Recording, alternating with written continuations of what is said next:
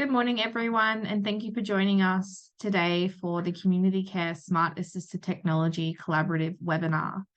Before we begin, I would like to acknowledge the traditional owners of the land in which we are meeting today. We pay our respect to all elders past, present, and emerging. My name is Georgie Gould, and I'm the Project Coordinator of the Community Care Smart Assistive Technology Collaborative and the Business Manager at Global Community Resourcing. I will be moderating today's webinar, which will focus on advancements in aged and community care, including collaborative intelligence and artificial intelligence. Before we start today, allow me to go over a few housekeeping points. Our webinar today is live. We welcome any questions you may have throughout the webinar, but I will let you know that all microphones have been muted. This is in the interest of recording. If you have any questions or comments, please add them to the question panel on the dashboard on the right of your screen. Our webinar today is being hosted by Global Community Resourcing for our online platform, the Community Care Smart Assistive Technology Collaborative. The purpose of the collaborative is to promote the use of smart assistive technology in service provision and delivery throughout Australia and the world. We have been fortunate to work on a wide range of local, national, and international projects with researchers across the globe to share and create innovative ideas in the community care setting. Our webinars are created based on feedback we receive from the collaborative, and we aim to connect diverse perspectives in research and development, as well as the creation and deployment of assistive technology in the community care sector. Our webinar focuses on topics ranging from cybersecurity to innovation in community care, and we're proud to have more than 70 free webinars available on the collaborative, which has gathered over 10,000 views on our YouTube channel. Just a reminder that if you haven't formally registered at the collaborative site, it is accessible to all and free to register. A range of resources, news, articles, and collaborative opportunities are regularly uploaded to the platform, and you can visit satcommunity.com to become a member today. Please note that Global Community Resourcing and the Community Care Smart Assistive Technology Collaborative are not promoting or endorsing any particular product, research entity, or organization.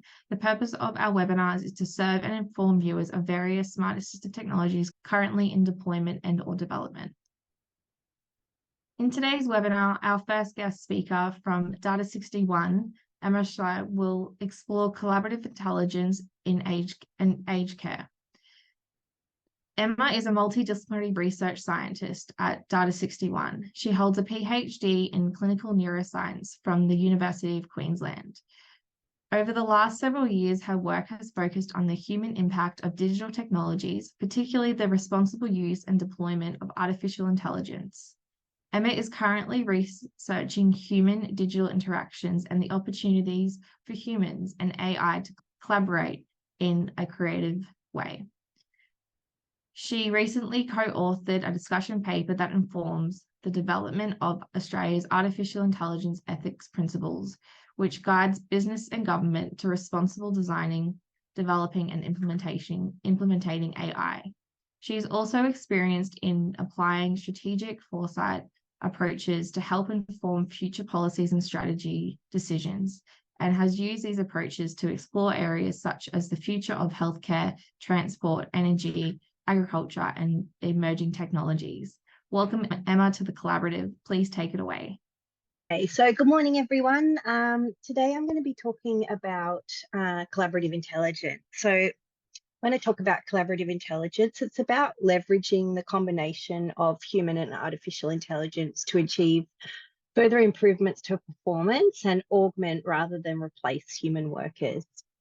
So competitive chess provides a great illustration of this potential that collaborative intelligence has. So in 1997, IBM's Deep Blue became the first computer to beat the human world chess champion, which was Garry Kasparov. But this didn't render human chess players obsolete. So although supercomputers kept improving, less than a decade after this, these computers ended up being outclassed by what are called hybrid or freestyle teams, and that's made up of an AI and a human chess player. So it was 2005, and two skilled amateurs collaborating with a relatively weak computer were able to outclass a supercomputer and a team of grandmasters. And this is because the best results don't come from simply combining the best AI with the best grandmaster. It's the process through which they collaborate that's crucial. So the AI must be designed to complement the human partners, and the human partners must have the skills to interpret and use the insights given by the AI combined with their own insights to achieve a better process and a better outcome.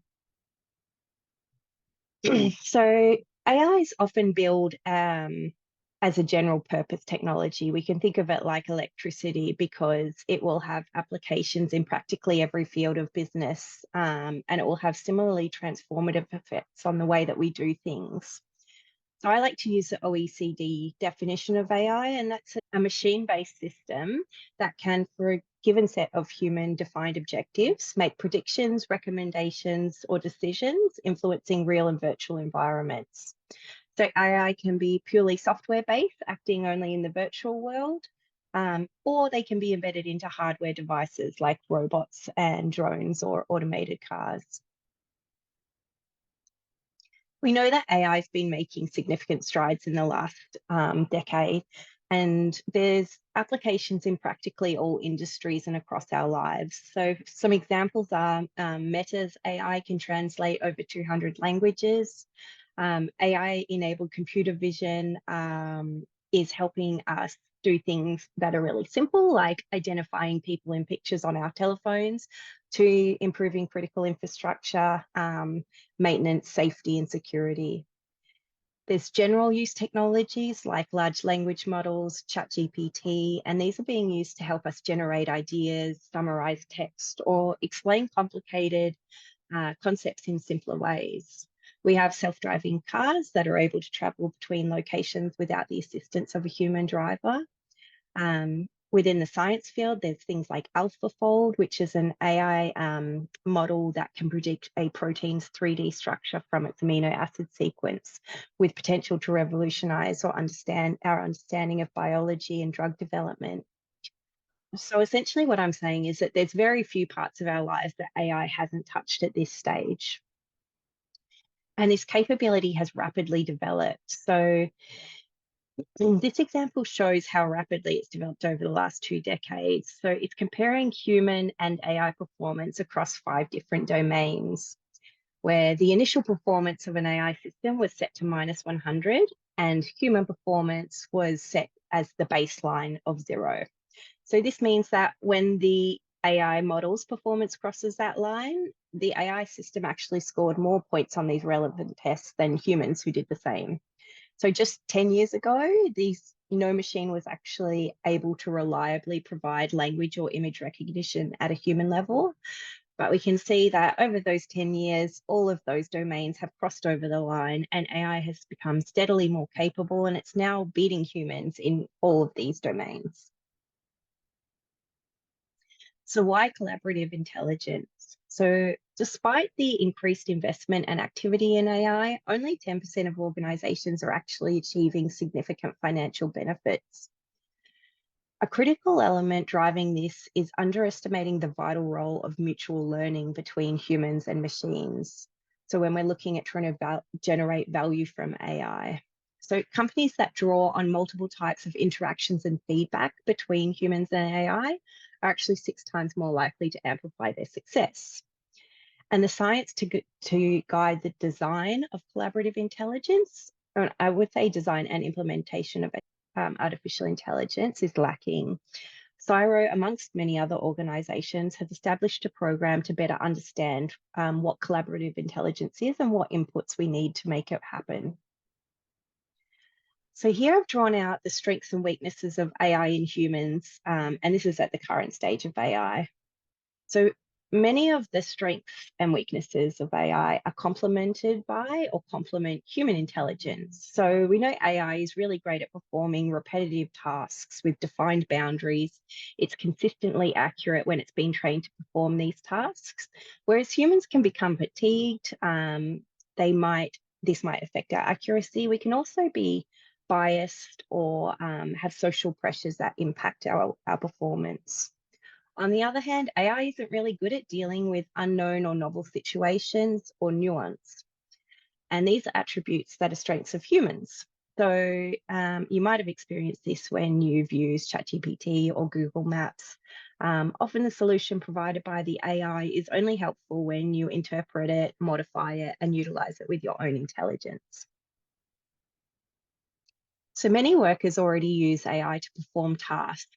For example, we have our junk emails filtered out of our inbox, or we use it to make decisions about our investments. We don't consider this collaborative intelligence, although it's certainly useful. Here, we're using AI as a tool to outsource tasks to. When we talk about collaborative intelligence, we mean that human and AI input is used to improve performance in some way beyond which could be achieved by either agent alone.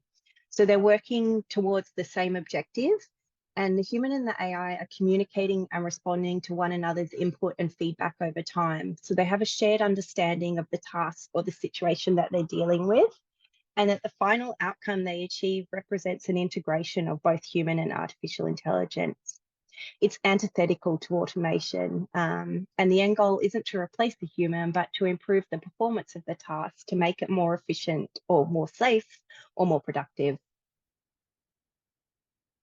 One of the key elements when you're designing and implementing collaborative intelligence is focused around human-centered design. So the ability to capture the value of human AI collaboration, it really rests upon buy-in from the implementers and users of the technology. And there's several factors that influence this. One of them is trust, which is incredibly important. And this also relates to AI literacy. To maximize the complementary strengths of human and AI systems, the AI applications need to be designed and evaluated with the human workflow in mind. So while AI presents an opportunity to do more with fewer resources, it's important that this increase in productivity doesn't coincide with a decline in work quality or satisfaction. So last year, we completed a systematic review, primarily of academic literature, to find examples of collaborative intelligence. So I'll run through 4 examples where we discovered that have some real world impact. So the first one here is called Drone Response, and it was developed in 2020 by a group of academics from the USA. It's a cyber physical system, and it coordinates human and semi-autonomous UAVs or drones, or smart drones really, and they're engaged in a shared emergency response mission. So there's bidirectional communication that happens between the humans and the machine around mission plans and situational changes, and the drones and the humans collaborate in a way that provides faster, more successful and safer emergency responses than either a UAV or a human team could do alone. My second example here is called ForSense, and it's a collaborative intelligence application developed in 2021 between some research institutions and Microsoft. It's an example that occurs entirely in the virtual environment through a web browser extension. And it was developed for people carrying out exploratory research online. So they're collating, organizing, and making sense of information. And the system provides collaborative support to human users that accelerates and improves and coordinates their research tasks. My third example here is called HALS. And it's a human augmenting labeling system, and it helps to collaboratively identify and label pathological cell types from tissue images. So it's helping pathologists. And this system is designed to enable the accurate annotation of large data sets that were previously cost prohibitive. So a human couldn't do it because it just took too much time and money for them to do so. So this system uses an untrained classifier, and then it's trained on the human's annotations. So as the humans begin making annotations, the AI begins making suggestions to the human, which they can accept or reject. And then the system learns from those corrections, and it progressively improves their predictions over time. And it sort of guides the human around the image. So some research found that the use of this system found a manual work reduction of 91%, along with a boost in data quality of almost 5%. My last example here is called SAGE. So It's a patient management system, and it's helped support the accurate diagnosis and treatment of pathological syndromes. So physicians and the SAGE system work together collaboratively to make diagnoses and manage patient treatments. So the system works collaboratively with the physician to process the various dynamic streams of information about a patient. So it could be vital signs or labs or imaging, and it uses them to make informed diagnoses and treatment plans.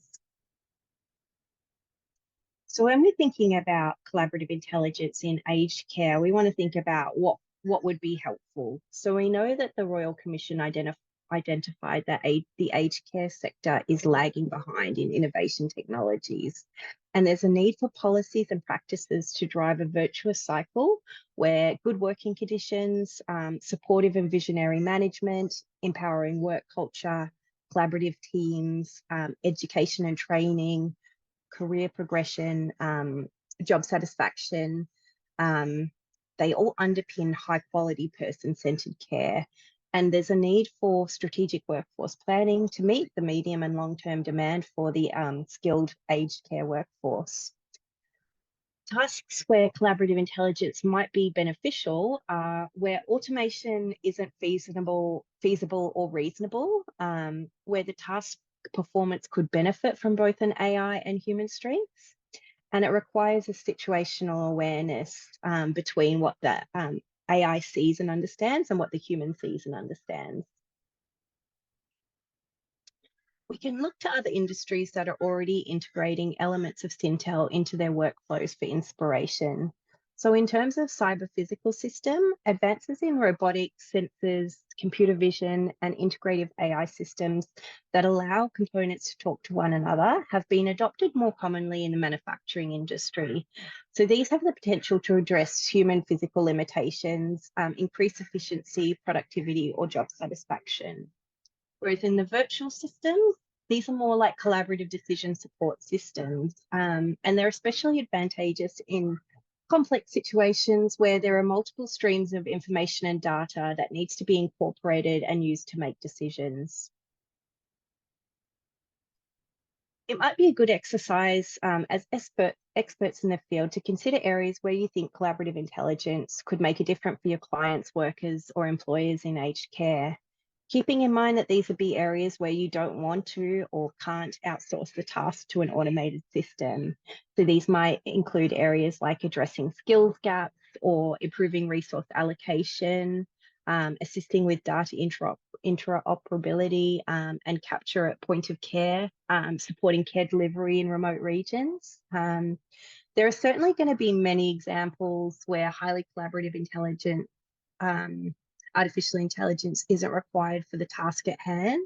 And in these cases, when we're using AI, we can still take inspiration from collaborative intelligence research to ensure that AI tools are implemented and developed to enable more effective ways of working that actually increase productivity, safety, or satisfaction. And this is where that human-centric design principles come in that I mentioned earlier. So just to wrap up this presentation this morning, I'd like to thank you for your attention and time. I put some links here that might be of interest to the group. So on the left-hand side is a link to the blog post and the scoping review paper where I investigated real-world examples of artificial intelligence applications that are collaborative. And on the right-hand side here, there's a link to some recent work that we've developed around AI is changing the science sector. And this work talks about the potential pathways and capability uplifts required to capture the opportunities and address the challenges of AI. And it might be of interest to this audience for translation over to the aged care industry. Many of the pathways that we discuss as the capability uplift will be applicable in other sectors. Thanks, Georgie. Thanks, Emma. We'll make sure that those resources are accessible on the collaborative site as well. I would now like to welcome Simon to the collaborative. Simon Newcomb will discuss legal and ethical considerations with using AI. Simon has a dual qualification in law and computer science. As a specialist in the legal aspects of digital technology, Simon advises clients on technology procurement and contracts, in collaborative intellectual property, privacy, data collection, cybersecurity, and AI. Simon also leads the firm's own AI initiatives and is a member of the firm's National Cybersecurity Board. Welcome, Simon, to the collaborative. So, as Georgie mentioned, I'm going to talk about some of the key legal and ethical considerations in artificial intelligence, and probably with a particular focus on generative AI, but not exclusively to that. And up on the slide there, we're going to talk through 7 topics: AI governance and ethics, AI regulation, liability for content, intellectual property and privacy. I'm going to say something quickly about transactions in the workplace. So there's quite a lot in my slides. I've deliberately done that. I'm not going to have time to cover everything, but there's content in there that people might like to read through, and I'm happy to take some questions at the end about some more detail. So just starting on the topic of AI governance. So, why do we need this? And I think really the proposition here is good governance is good for business. There's a lot of benefits from AI, and many people are exploring those benefits, but there are also many risks, and people are concerned about those risks because AI has real potential to affect people's lives. So there are a broad range of concerns across fairness, with bias and discrimination, accuracy, particularly with generative AI's tendency to hallucinate, privacy, security, the transparency issue where AI really is a black box. You can't know how it's determined a particular decision, accountability with who's responsible for what it does, and safety. So many concerns that need to be appropriately managed. And I guess the key point really is that AI is going to be harshly judged.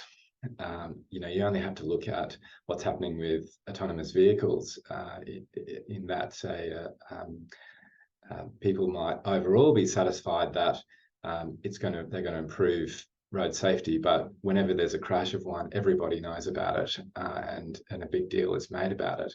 And so I think you really need to be satisfied that the benefits significantly outweigh the risks, and that the risks are appropriately managed.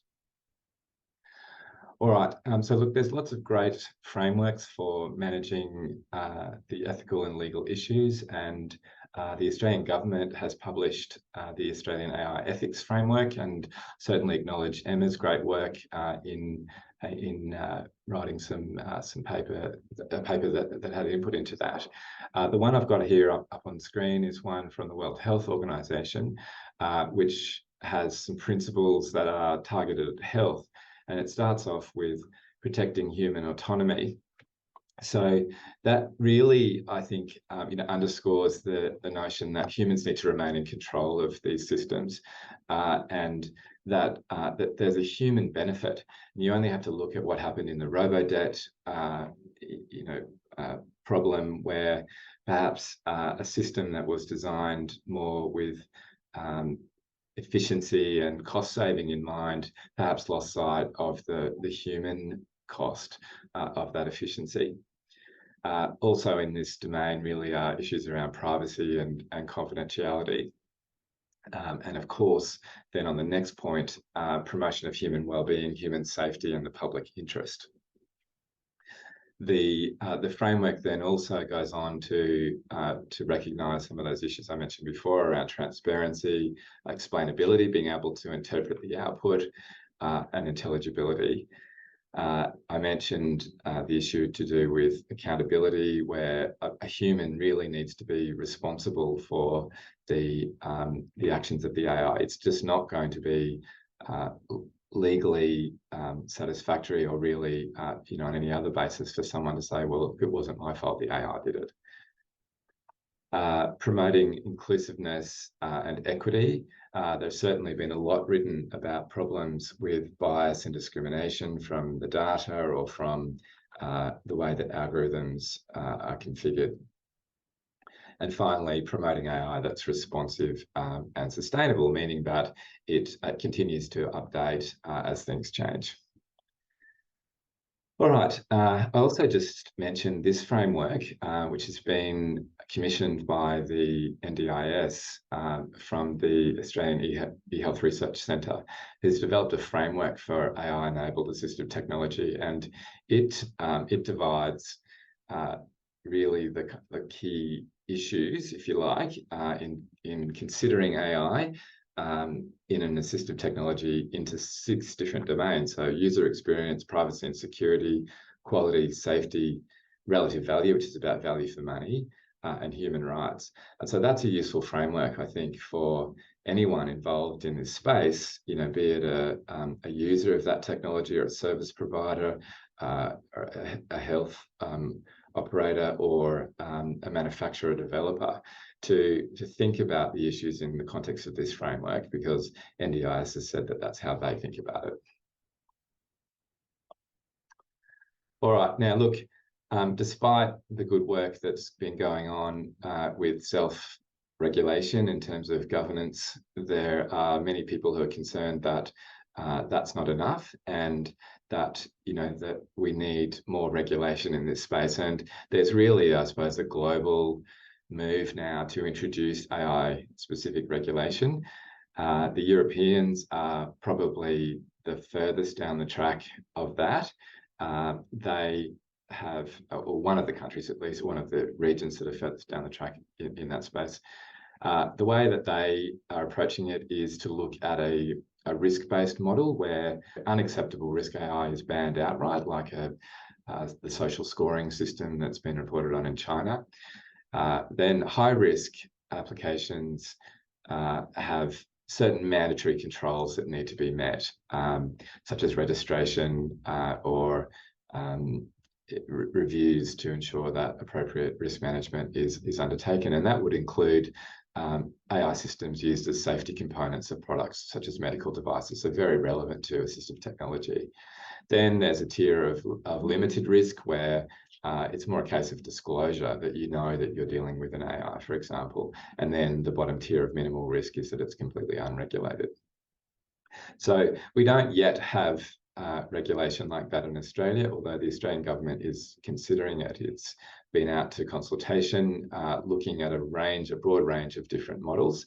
And the paper, if you like, at least hinted at a possible approach, which was similar to what's been adopted in Europe. So it's very hard to sort of read the detail on the slide, but essentially a risk-based model where there are tiers of risk and associated controls.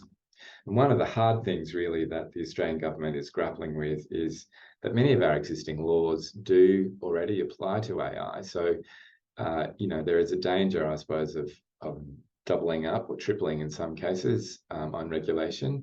And so it's, I suppose, going through a process now of thinking about how best to deal with this. They got 500 submissions in response to that consultation paper, and they're working through that now. So I think that's you know, very much a watch this space. All right. The next thing to mention is that software, including AI, is regulated in the same way that drugs are regulated. So there's now a category called software as a medical device, which is regulated by the Therapeutic Goods Administration, and the TGA has issued guidance specifically on the use of large language models. And I think we can sort of expect to see really an explosion of apps that get close to, or if not cross over the line, apps and devices, because it's now so easy to incorporate a whole range of you know, much more sophisticated communication into devices simply by integrating into large language models. And so the TGA is keen to say that if you're making something that essentially is a medical device, then it will need to meet the TGA standards. It'll need to be regulated, and you'll need to demonstrate the safety and performance of the device. Now, it is also worth mentioning here on this slide that there are many, many other instances of laws that have an impact on liability, duties, for content or making decisions that are enabled by AI. So really, compliance is a very broad church when it comes to thinking about artificial intelligence. There's a lot of laws. So, there have been some high-profile failures where people have been liable because of AI, and I think we'll continue to see those.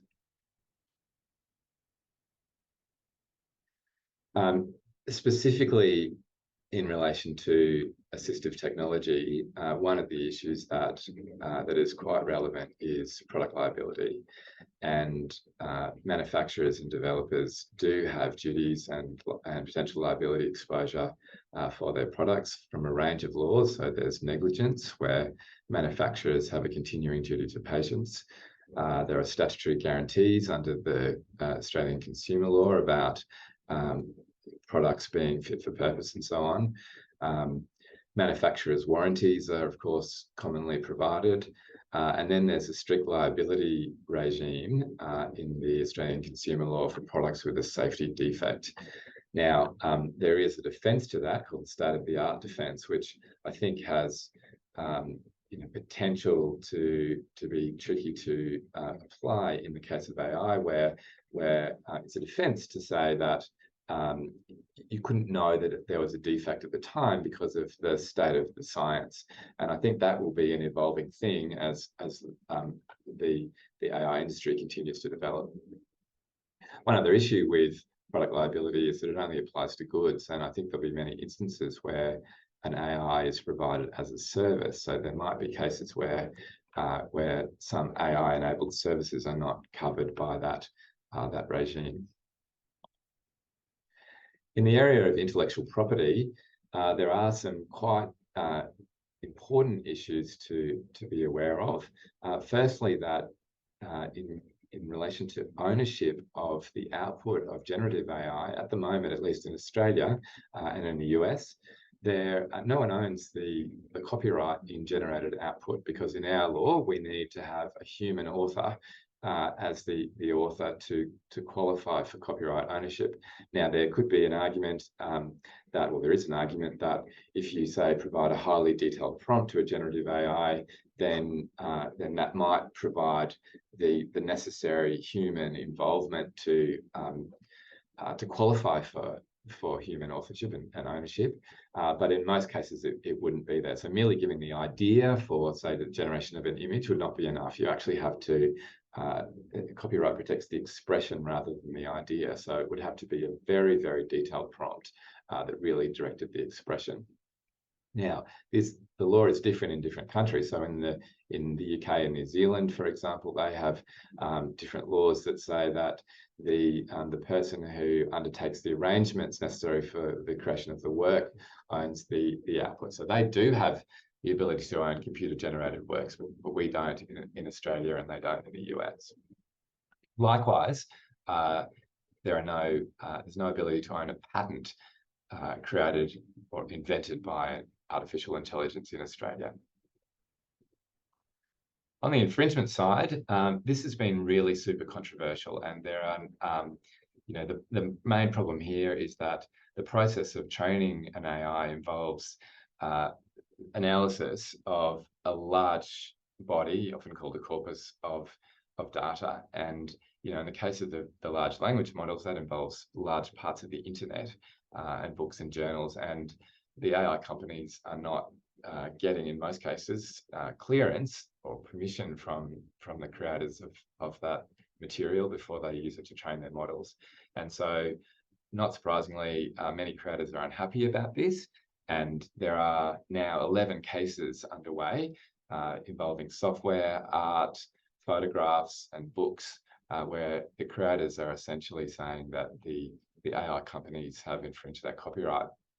And those cases are probably going to depend on exceptions in the copyright law, and in the US, there's an exception for fair use, which allows creating a new work that is transformative, so something quite different that doesn't overly harm the source work. And so there's you can see the argument, but there's a big question, I think, about whether that is going to be fair use or not. And so it's a fairly existential issue, really, for the whole industry, because if it's a copyright infringement, that is going to require a pretty big change in the approach to obtaining data to train those models.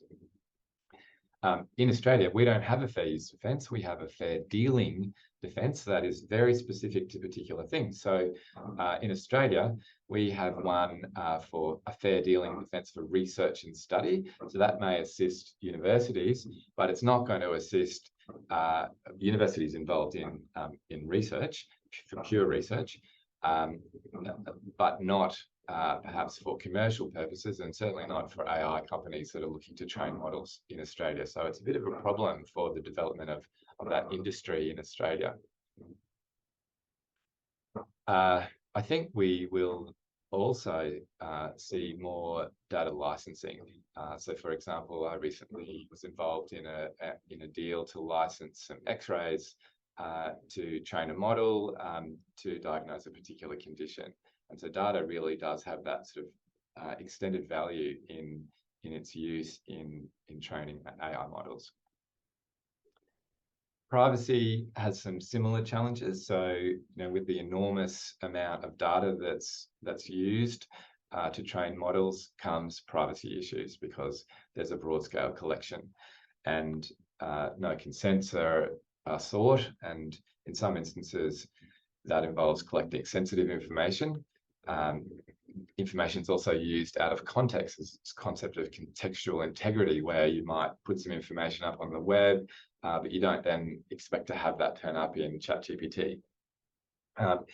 There was a fairly high-profile case involving a company called Clearview AI that essentially scraped a very large number of images off the internet associated with people's names, created biometrics of those images, and then sold that as a service to law enforcement to help law enforcement identify people. And that was found to be illegal under our Privacy Act because it involved the collection of sensitive information without people's consent. Cybersecurity, obviously very important, and we also then have many forms that are being discussed to our Federal Privacy Act at the moment. 116 has been discussed, and the government's responded to those proposals, many of which are either to be adopted or are being further considered, and quite a number of them have a bearing on artificial intelligence. So there are new proposals to introduce much more transparency around automated decision making, a new right of erasure.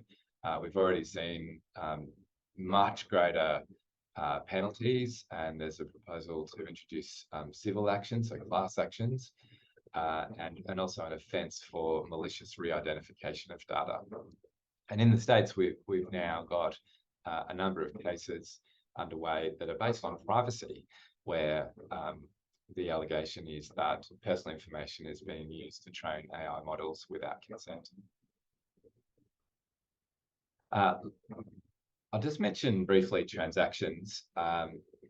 We are taking some different approaches, and different approaches are needed in certain types of transactions where AI is involved. So in the case of procurement, some of the issues are really quite different. The data has a much greater role. Specifying requirements is different when the solutions are not deterministic in the way that more traditional software-based decisions are. It becomes more a matter of probability. The methodology can be different. So I suppose the point here is that you really sort of need to think through what the issues are for procurement and appropriately address those issues in contracts when supplying or when purchasing AI solutions. Likewise, in mergers and acquisitions, we have changed some of our due diligence questions and added additional warranties to do with AI issues in sale and purchase agreements. The last issue I'll mention is workplace. Many people are concerned about the impact of AI on their jobs, either in changing it or potentially becoming redundant. And so I think for employers, the good advice is speak to, communicate with employees early, and in some instances there will be obligations to do that, and also then take particular care with systems that can have a real impact on people's lives, like recruitment or potentially performance management. So finally, just to round this out, how does all this fit together? Well, I think some key things to do, if you haven't already, provide guidance around exploration of AI solutions within organisations, but be clear about legal ground rules, particularly in having human review and appropriately addressing confidentiality and security. Then really understand these issues and factor them in into projects and frameworks and policies, really by design. All right, so that's the end of my presentation. Back to you, Georgie. Thank you, Simon, for your presentation. Today, we do have a number of questions and answers that we've gathered from the collaborative. But before we go to those questions, we are joined by the collaborative chair, Anne Livingston. And I understand that Anne would like to come on audio and ask a couple of questions. Thanks, Anne. Thanks, Georgie, and thanks, Emma and Simon. What great presentations this morning. Thank you so much. I've got a question for both of you. Emma, you mentioned the role in collaborative intelligence and AI in augmenting humans in the work that we do. But the reality for many community care services are today critical workforce shortages. So indeed, the work that they want to do, they don't have the hands and the heart to perhaps do it. But on the other side, for many clients eligible for community care and primary health care of one sort or the other, sometimes there's factors that that don't allow them to have the traditional service delivery via a person. And so the role that smart technologies can play or are playing is exceedingly important and critical. But also there's some early evidence that we have in the collaborative and in other work that we do that sometimes the intervention of that technology may be more reliable and quality and able to be deployed 24 hours a day as opposed to a traditional workforce. And I refer particularly to smart home technologies where we've got some long-term deployments that have indicated that our services have been much more targeted, needs have been much better identified, scheduling of service delivery has been made at more critical and important times. And, for many areas that are rural and remote or very remote, or indeed regional and metro now, that technologies are not just augmenting services, they're actually substituting. And we've never really had braveness, I think, Emma, to have that discussion about the substitution rather than the augmentation. Do you have some views about how bold we can be? Yeah, I guess my views are around that human-centric side and that collective decision that is multidisciplinary. You need a lot of inputs from both consumers and the professional side. I guess to decide where you want to implement innovation and what tasks you want to automate rather than augment or leave all to a human. And I guess we probably won't ever have consensus on that because there'll always be a variety of opinion. But I guess it's up to us as humans to part of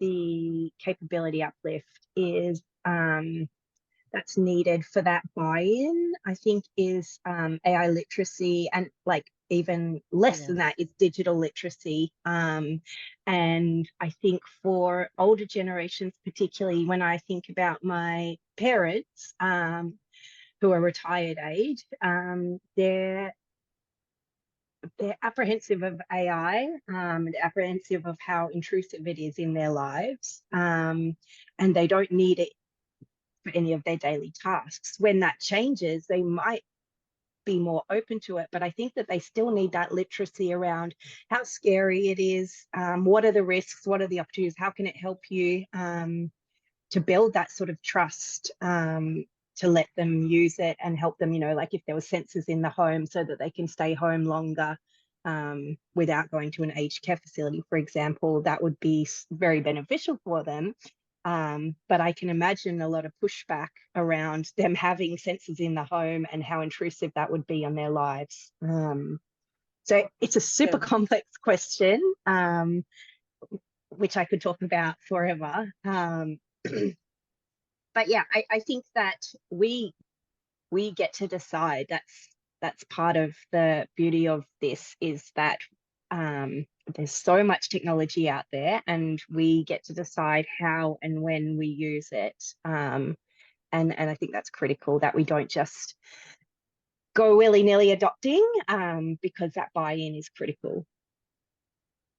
Thanks, Emma. And I pick up on your point a bit about digital literacy of the client group, but equally, the digital literacy of our current workforce in community care is low and needs investment. So thanks for that. Simon, I'm really interested in your comments and the widespread of considerations that you've given us to really take on board. I note that there is an international standard on information technology governance of AI, and I just wondered, I haven't, like many, purchased it and perused it, but I'm wondering if you've got a sense of how many Australian organisations might be using that, and is it a valuable tool? So look, I think the problem that we've got right now in AI governance is not a lack of standards and frameworks. It's actually that we've got so many of them, and right. I think there's some really great material out there. I would say in AI governance that it's useful to have a framework that is targeted at AI rather than, IT governance, because IT governance may well cover the issues in a generic way, but it might not be obvious quite how things apply specifically to AI. So I certainly would encourage considering AI governance. And I think that's sort of touching on a broader issue, which is that AI governance sort of needs to fit into the governance framework that exists in organisations. It's not necessarily something that's discrete, so it does need to fit into a whole range of policies and procedures. And you need a board that is literate, and able to understand these types of issues. You need to have a management structure that's capable of implementing the governance framework, and that's challenging because AI is very much a multidisciplinary issue and does require input from multidisciplinary, many different people in the organization. So it doesn't neatly sit necessarily in one part of the organizational structure. So governance done well is not easy in AI, and so there are some good frameworks out there to help, and I sort of commend some of the things that I mentioned in the slides. Thanks, Simon. That's great information. Thank you. Back over to you, Georgie. Thanks, Anne, and thank you, Simon and Emma, for answering Anne's questions. I'll just ask our audience that if you do have any questions for our speakers today, please pop them in the chat panel and I can unmute you and you can ask your questions directly to the speakers today. So just going on from Simon's point, about how organisations can implement it into the already existing structure. There is a question from the collaborative from Zoe from Northern Queensland, and she asks, how can healthcare providers and organisations effectively foster a culture of collaborative intelligence within their teams to promote better outcomes for older people? And how can we start using AI in service delivery? So I wonder, Simon and Emma, if you had any advice for Zoe or other providers that are at the beginning of their journey. Yeah, from my perspective, I take from the work we've done in the AI for Science sector. And so we identified, I think it was 6 pathways to sort of get us on the road to incorporating collaborative AI or just AI into the workforce in a thoughtful way. And part of that is around software and hardware upgrades. So decisions need to be made around what is invested in. The need to become data-driven is incredibly important because our AI doesn't work without good data. Another critical part of the puzzle is the capability in education and training uplift that's required across the workforce to enable a good use of AI, a thoughtful use. The need to focus on human-centered development. And there's also a lot of opportunity there to increase workforce diversity, which I guess is probably not as, I assume that the aged care and disability care workforce is very different in the way it looks to a STEM or a science workforce. It probably has a lot more diversity, but there's areas there to focus on to ensure that you've got a breadth of experience and representation in the way that we develop AI to ensure that we don't build bias into those systems. And ensure that we are developing AI in a responsible way and we're implementing it in responsible and thoughtful ways. Yeah. Thanks, Emma. Simon, do you have any comments? Yeah, look, I think they're all excellent points. I probably would echo a lot of that, and maybe just say a little bit about some of the things we've done in our organisation. So we have done quite a bit around education to make people aware of what's available, what it can do, what it can't do, what the risks are, and so on, and empower people to experiment so that they actually can do that safely, so that they know where the boundaries are. In our case, in a large law firm, of course, client confidentiality is critical, and so we've got some pretty important guidelines around that, and risk management also, in ensuring that any content is reviewed by a human. Then I think probably the next area is to identify candidate use cases, and that really involves a lot of broad consultation with people in the business who can really think about what it means for them, and they it goes hand in hand with the education, because they need to know what it can do, and they need to think about how AI can generate efficiencies or improve service delivery, provide new products, and so on.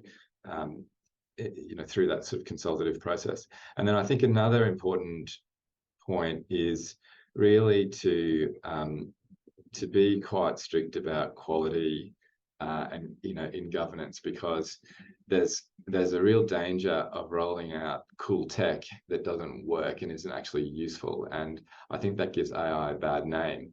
So there's no point, say in our business of rolling out a generative AI solution that effectively requires the same amount of time, because someone has to do so much checking of it, that it might be cool and impressive that it does it, but it doesn't actually produce a useful outcome. So I think you do have to be fairly kind of sober in the way that you approach what the outcomes are, and manage people's expectations about that as well. Thanks, Simon and Emma. They're fantastic points, and I think can be considered when implementing AI and collaborative intelligence across all sectors, not only aged and community care. So if you are listening to this recording after we have presented, if you have any questions for Emma and Simon, please post them on the collaborative site and we'll follow up with them after today's recording. Thank you, Simon and Emma, for answering our questions. We will be posting today's webinar on the collaborative site. So if you haven't already done so, please go online and register. You will be able to gain access to hundreds of resources, exclusive events, forums on assistive technology and innovation in primary healthcare. If you have any further questions or inquiries, please email us at sat@communityresourcing.com.au. Once again, I would like to thank the members of the collaborative research team and today's speakers, Emma and Simon. Thank you everyone for attending today's session.